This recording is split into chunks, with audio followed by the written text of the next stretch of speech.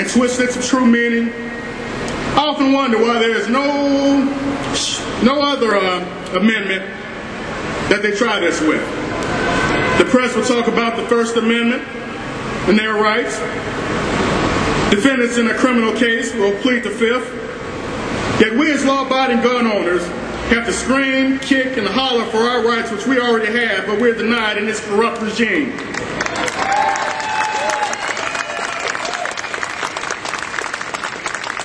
Name one right under the Constitution that you have to register or have a permit for. The Bible itself is loaded with passages dealing with self-defense. Disciples who carried weapons. You don't think Jesus knew about that? He didn't have an issue with it. Samson used the jawbone of an ass to destroy the Philistines. Let's face it, the facts are on our side. But we still have the misled and the corrupt screaming for more gun laws. And I equate this to trying to put out a fire by using gasoline instead of water.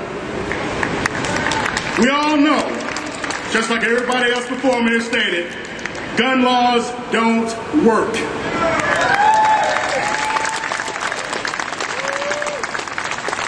This is just a ploy by dim-witted politicians trying to fool their constituents into actually thinking they're actually doing something about crime.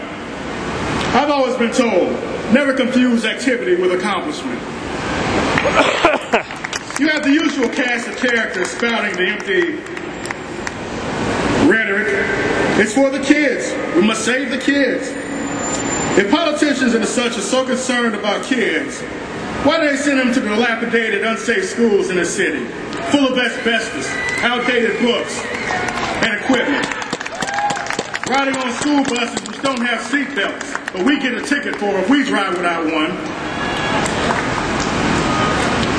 Same buses spewing black toxic fumes while we have to go get emissions testing. We have been disrespected for far too long by those that do not have our best interests at heart. We have constantly been lied to by campaigning politicians who claim to respect the Second Amendment. Then in one breath, then when our backs are turned, call us bitter to the wine and cheese crowd. Well, I'm here to tell you, I'm not bitter. I like wine and cheese, but I definitely respect the Second Amendment.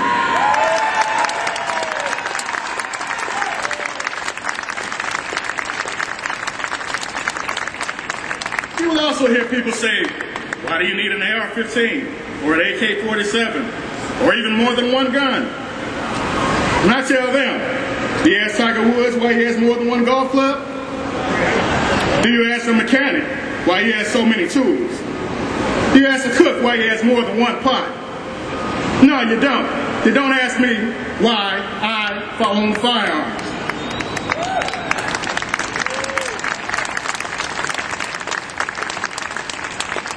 Just this week, it was reported that Gun Ban City here has 4 of the top 25 dangerous neighborhoods in this country, all on the south side, where there are no gun shops, but you got plenty of guns. You have the clergy members blaming the nearest gun shop, our good friend John Ritchie over there at Chuck Dalton's, and they're blaming him for the predatory behavior and criminal activity that he has nothing to deal with.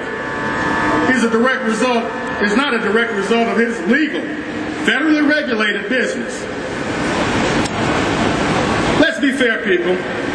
People are killed in this city by other means other than firearms. I say the clergy's people should go and protest them also. Any drunk driving death, march in front of a car dealership or a liquor distributorship. Anybody beat to death with a baseball bat, march in front of Wrigley Field. Anybody get stabbed, we try and shut down every butcher and steakhouse here in the city. If someone is to beat to death, we ban wrestling and boxing and the Olympics. Because we can't have the children learning this type of behavior. We have to do it for the kids. All right, no, seriously though. We have to remain vigilant. We must never confuse emotion for fact. The people in the city are starting to wake up and pull their blinders off. But it's your right to question your elected officials when you feel they are not doing what you elected them to do. Hold their feet to the fire, because they are the ones who wanted the job. They asked for it. They begged us to vote for me. We owe it to ourselves and the next generation to have good representation to protect our rights in these trying times.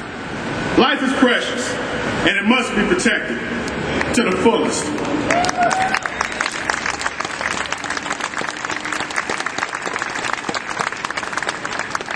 It does not matter if you're a 9-year-old girl washing your dog on a summer day or a 50-year-old pop star. Someone will miss us if we're not around. We owe it to them to guard our lives to the best of our ability. Thank you.